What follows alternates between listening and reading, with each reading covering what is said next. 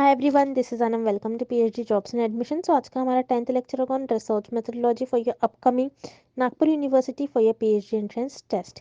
जैसे कि आपको पता है, प्रीवियस सेशन में हमने कैरेक्टरिस्टिक्स ऑफ रिसर्च के पार्ट 1 पर इंपॉर्टेंट एमसीक्यूज डिस्कस कर लिया। तो आज के सेशन में हम अगेन इसी टॉपिक का पार्ट 2 हम डिस्कस करने जा रहे हैं, जिसमें हमारे जो कॉन्सेप्ट्स रह गए थे आज के इस टॉपिक में, आज के इस लेक्चर में मैंने वो सारे कॉन्सेप्ट्स कवर करने की कोशिश करी। तो एंड तक अच्छी तरीके से इस सेशन को देख लीजिएगा। उसी के साथ साथ मैं आपको बताना चाहती हूँ कि नागपुर यूनिवर्सिटी के पीएचडी एंट्रेंस टेस्ट की डेट रिलीज हो चुकी है, जो कि 7 अक्टूबर से 20 अक्टूबर के बीच में आपके एग्जामिनेशन कंडक्ट करवाया जाएगा। जिसके लिए यहाँ पर मैं आपको बता दूँ, सेक्शन ए जो कि आपका रिसर्च मेथोडोलॉजी होता है, उस पर हम आपको कंप्लीट कोर्स प्रोवाइड कर रहे हैं। आपको सेक्शन ए में रिसर्च मेथोडोलॉजी पर 40 एमसीक्यूज और रिमेनिंग 10 एमसीक्यूज जनरल एप्टीट्यूड से आपको पूछा जाता है। तो यहाँ पर सेक्शन ए का हम आपको कंप्लीट स्टडी मटेरियल प्रोवाइड कर रहे हैं 3 लैंग्वेजेस में, Hindi, English as well as in Marathi. तो 3 लैंग्वेजेस में आपको एक कंटेंट देखने मिलेगा। सारा कंटेंट एक ही जगह पर प्रोवाइड कर रखा है हमने आपको। अगर आप इंटरनेट से देखोगे तो एक जगह पर आपको सारा कंटेंट कहीं पर भी नहीं देखने मिलता है। और ये जो कंटेंट है, हमने जो कॉन्सेप्ट्स आपके एक के बाद एक आपको याद रखने हैं, तो कंटिन्यूएशन में वो टॉपिक को हमने अरेंज करा है। तो याद रखना है, सारा चीज़ें हमने यहाँ पर आपको प्रोवाइड कर रखा है। हम आपको गाइड करवाते हैं, हम आपको एग्जामिनेशन के लिए प्रिपेयर करवा देते हैं, हम आपको इतना प्रिपेयर करवा देते हैं कि आप पासिंग मार्क्स तक मार्क्स एटलीस्ट स्कोर कर सको। तो याद रखना है, जल्द से जल्द आपको कोर्स को परचेस करना होगा। सब कुछ हम यहाँ पर आपको प्रोवाइड कर रहे हैं, आपके पास करने की भी रिस्पॉन्सिबिलिटी हम ले रहे हैं।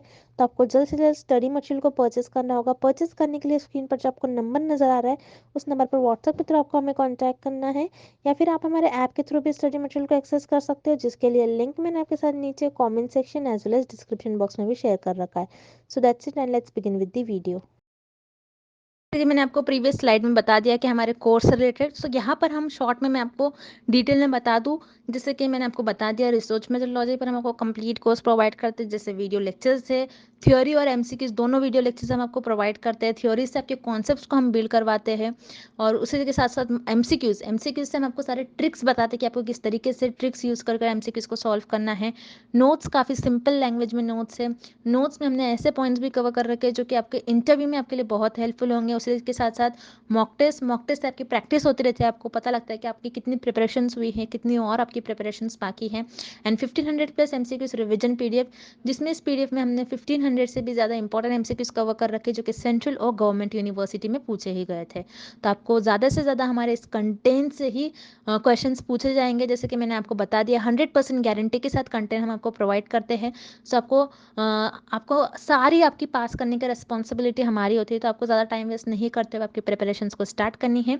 स्क्रीन पर दिए गए नंबर पर आपको व्हाट्सएप के थ्रू हमें कॉन्टैक्ट करना है। नॉर्मल कॉल इस नंबर पर नहीं लगेगा, याद रखिएगा, व्हाट्सएप के थ्रू हमें कॉन्टैक्ट करना है।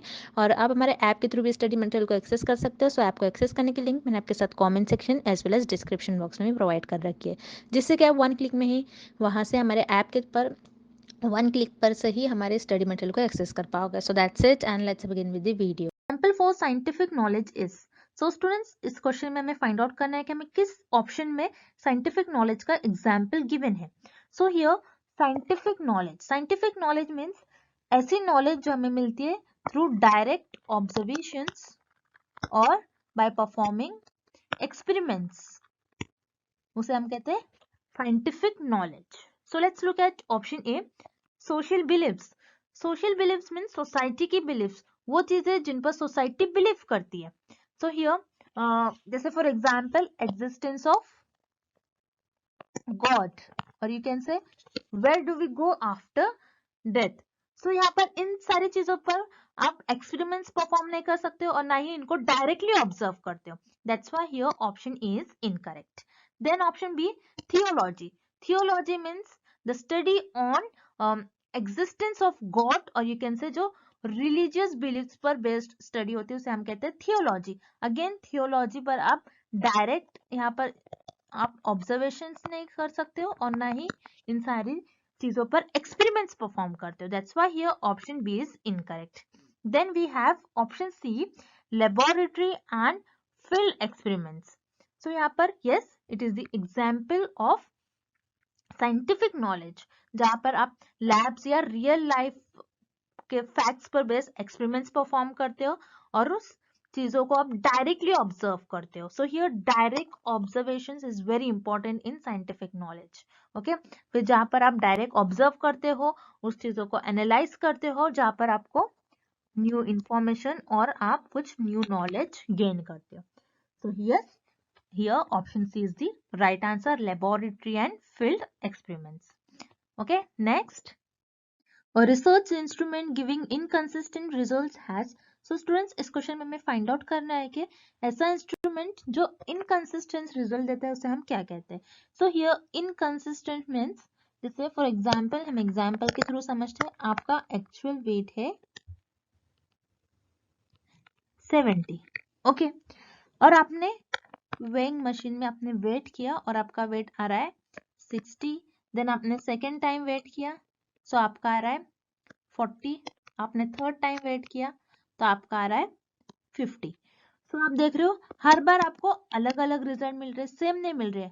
ओके, आपने नंबर ऑफ टाइम्स आपने ये वेट किया अपना. ओके, थ्री टाइम्स आपने वेट किया और तीनों भी टाइम आपका वेट अलग अलग आ रहा है. That is known as inconsistence. और इनकंसिस्टेंट जब रिजल्ट आते हैं उसे हम कहते हैं low reliability. Okay, that's why here option C is correct. Then we have option A, high reliability. High reliability means जहां पर आपको, आपने जितने भी बार आप एक्सपेरिमेंट परफॉर्म करोगे आपको सेम ही मेजरमेंट आएगा. सो आपने यहाँ पर मेजर किया, आपने 3 टाइम्स मेजर किया और तीनों भी टाइम आपको आया 55, 55 and 55 wait. That means here ये मशीन जो है it is highly reliable. Okay, then we have option B, high validity. High validity means आपका actual weight 70 है और आपने वेट किया weighing machine पर, so आपका भी वेट आ रहा है 70. मीन्स यहाँ पर आपका actual weight 70 था एंड आपको जो रिजल्ट आ रहा है वो 70. मीन्स इक्वल वैल्यू आनी चाहिए. That's why it is known as high validity. लेकिन इस क्वेश्चन में हमें पूछा गया इनकंसिस्टेंट रिजल्ट हमें जब मिलते हैं, हम उस इंस्ट्रूमेंट को हम क्या कहते हैं. सो यस, जब इनकंसिस्टेंट रिजल्ट मिलते हैं मीन्स अलग अलग हर टाइम रिजल्ट मिलते हैं एक्सपेरिमेंट परफॉर्म करने के बाद, सो उसे हम कहते हैं low reliability. So here option C is the right answer. Moving on to the next question. A research problem is primarily chosen depending upon. So students, इस क्वेश्चन में हमें फाइंड आउट करना है कि हम रिसर्च प्रॉब्लम मेनली किस factors पर choose करते हैं. So here option C, availability of funds. No students, it is incorrect because उस रिसर्च में कितने मनी स्पेंड हो गया उस बेसिस पर हम रिसर्च प्रॉब्लम को चूज नहीं करते. यस, ये फैक्टर इंपॉर्टेंट होता है रिसर्च प्रॉब्लम को चूज करने के लिए, बट ये मेन फैक्टर नहीं होता है. Okay, this is very important. Here primarily word means main factor. ये मेन फैक्टर नहीं होता है किसी भी रिसर्च प्रॉब्लम को चूज करने के लिए. That's why here option C is incorrect. Then option B, availability of literature. So here availability of literature means कुछ टॉपिक्स पर पहले से ही स्टडी हो गई है जिसकी इंफॉर्मेशन ऑलरेडी प्रेजेंट है आर्टिकल्स, जर्नल्स और पेपर्स में. Okay, so research problem choose करने के लिए जो पहले से ही स्टडी की गई है उन टॉपिक्स पर रिसर्च प्रॉब्लम चूज नहीं कर सकते. जैसे बिकॉज रिसर्च का मेन एम और यू कैन से गोल ही होता है कि कुछ न्यू प्रॉब्लम पर स्टडी करे और यू कैन से कोई न्यू एरिया को एक्सप्लोर करे. That's why here option B is incorrect. Then here option A, it's relevance. So yes, it is the correct option. So here relevance means वो research problem कितनी important होनी चाहिए. Okay, important और you can say कितनी useful और कितनी beneficial होना चाहिए. जैसे for example Covid disease. Okay, कोविड-19 वायरस और you can say Covid disease. So Covid disease हमारे लिए एक इंपॉर्टेंट प्रॉब्लम थी, इंपॉर्टेंट टॉपिक था कि हमको इस प्रॉब्लम को सॉल्व करना था और उसका एप्लीकेशन देखना था because this is very useful और ये सोसाइटी के लिए बहुत बेनिफिशियल था. दैट्स व्हाई हियर हम रिसर्च प्रॉब्लम मेनली और प्राइमरीली चूज करते हैं depending upon its relevance. So yes, here option A is the right answer. Okay, next question. Identify the characteristics of good research. So students, इस question में हमें good research की characteristic किस option में given है ये फाइंड आउट करना है. So here option A, it can be replicated and doable. So yes, it is correct because जो भी रिसर्चर ने पहले रिसर्च किया होगा उस रिसर्च को दूसरे रिसर्चर रिपीट करते हैं ताकि उस रिसर्च से कुछ न्यू इंफॉर्मेशन और न्यू क्वेश्चन डेवलप हो सके. So yes, it is the characteristic of good research, or this is known as replication. Okay, so replication, it is the one of the most important characteristic of research. That's why here option A is correct. Then option B, it generates new questions or is cyclical in nature. So students, remember this is known as cyclicality. Okay, cyclicality means जहाँ पर आप अपनी research को एक cycle में perform करते हो. जैसे फॉर एग्जांपल आपको पता है हमारी रिसर्च एक प्रॉब्लम से स्टार्ट होती है और एक प्रॉब्लम पर एंड होती है. सो आप जब भी एक प्रॉब्लम पर रिसर्च परफॉर्म करते हो तो आपको उस प्रॉब्लम पर एक सोल्यूशन मिलता है. सो आपका सोल्यूशन परफेक्ट नहीं होता है, आपके सोल्यूशन से ही आपको एक न्यू प्रॉब्लम मिलता है और अब उस सोल्यूशन से ही आपको एक प्रॉब्लम मिलता है. सो आप इस प्रॉब्लम को सॉल्व करने के लिए आप फिर से रिसर्च करते हो. This is known as cyclicality. So yes, again here option B is the characteristic of good research. Then here option C, it is systematic. Yes, here option C is also correct.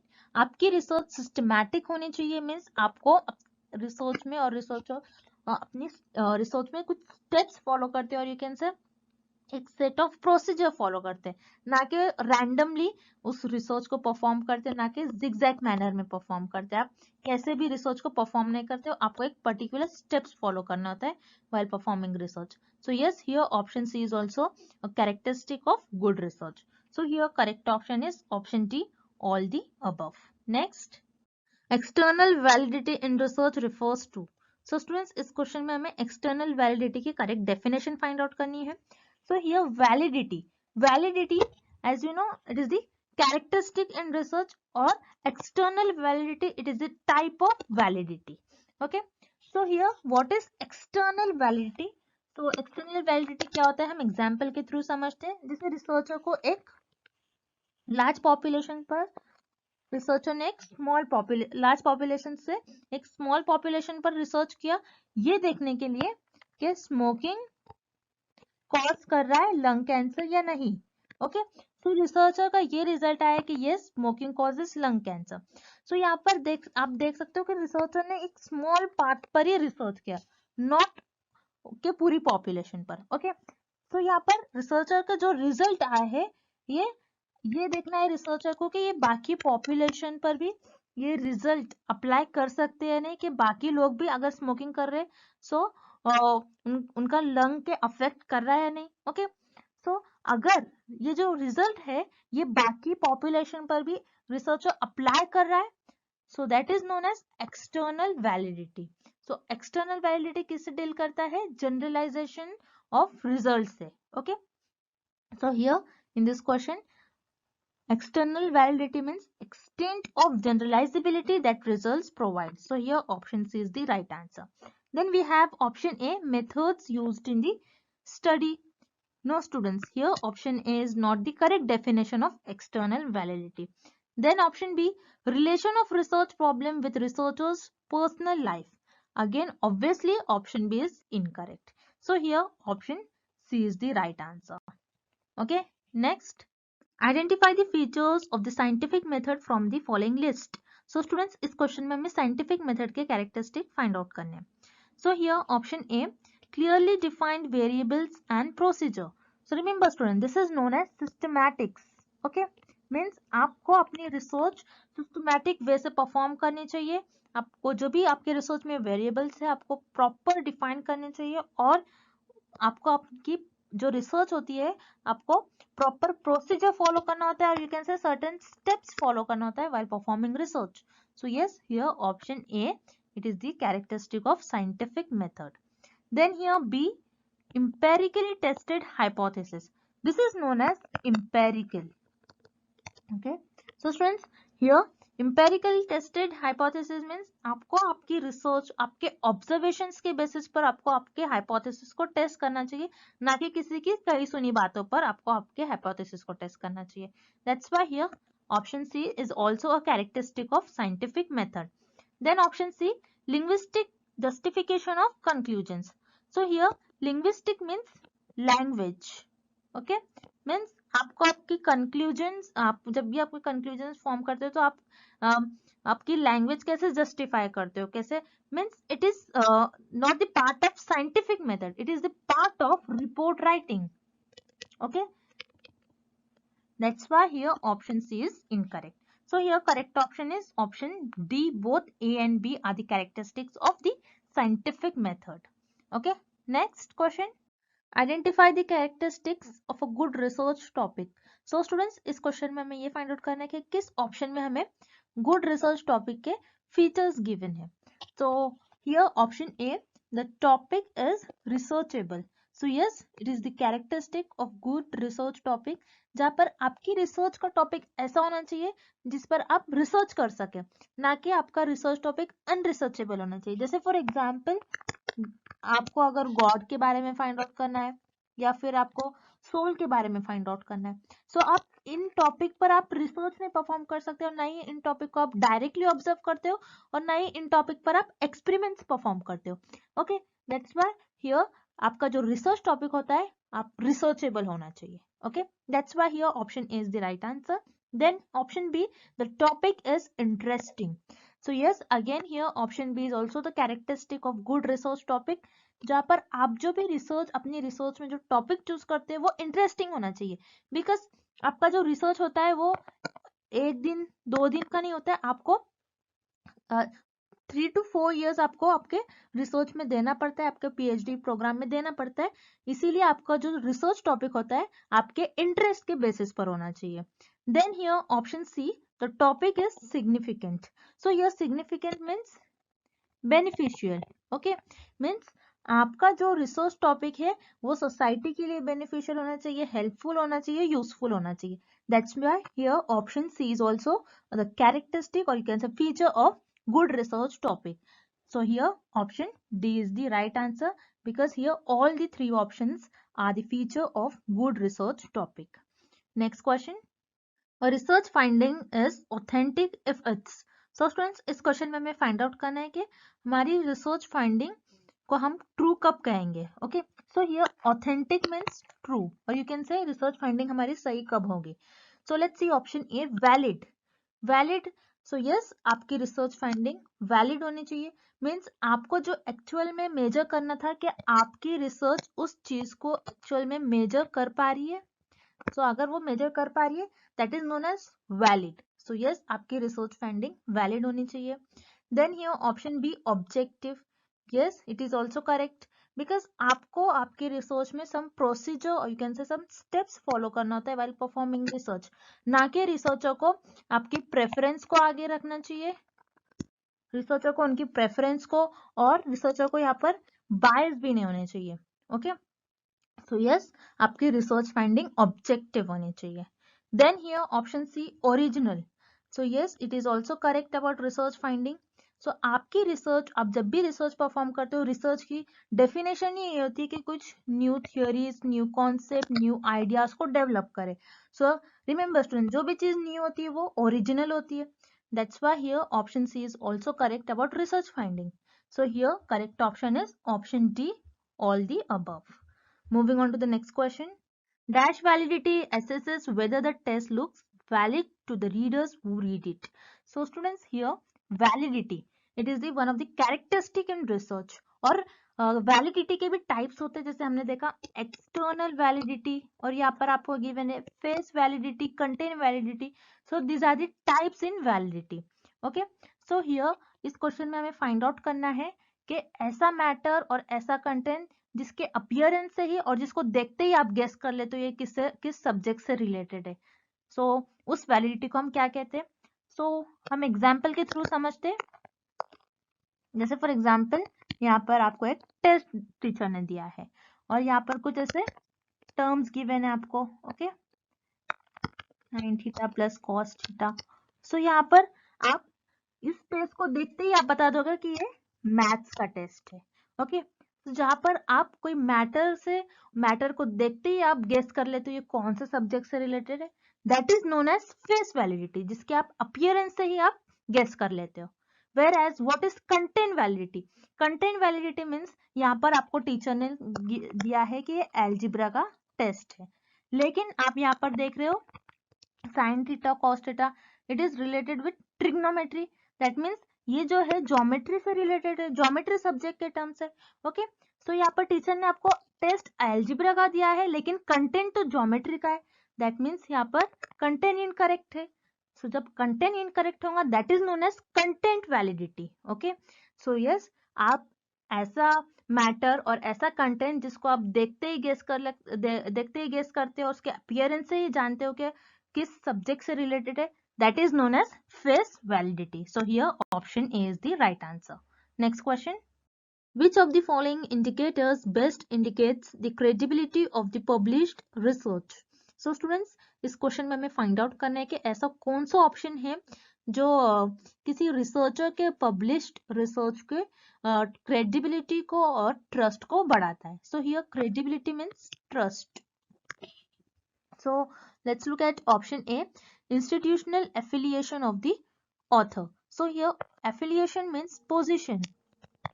So यहाँ पर researcher की position से कि आप उस researcher के publish research को trust करते हो कि वो रिसर्चर कौन से इंस्टीट्यूशन से बिलोंग कर रहा है, कौन सी ऑर्गेनाइजेशन से बिलोंग कर रहा है। No, that's why here option A is incorrect.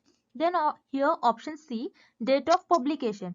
Again here option C is incorrect because आप किसी भी रिसर्चर के पब्लिश रिसर्च की डेट ऑफ पब्लिकेशन से उस रिसर्च को ट्रस्ट नहीं करते हो। जैसे फॉर एग्जांपल किसी रिसर्च ने कोई टॉपिक पर पहले से ही रिसर्च किया और किसी की रिसेंट रिसर्च है, so that's why here date of publication is not matter, is not the factor in credibility.